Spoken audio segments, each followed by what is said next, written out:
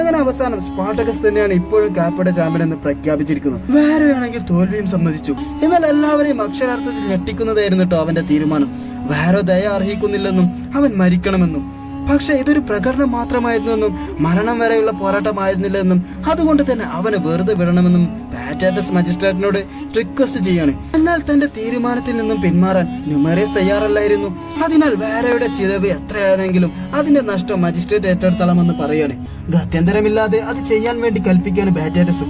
എന്നാൽ അനുസരിക്കാൻ സ്പാർട്ടക്കസ് തയ്യാറായിരുന്നില്ല.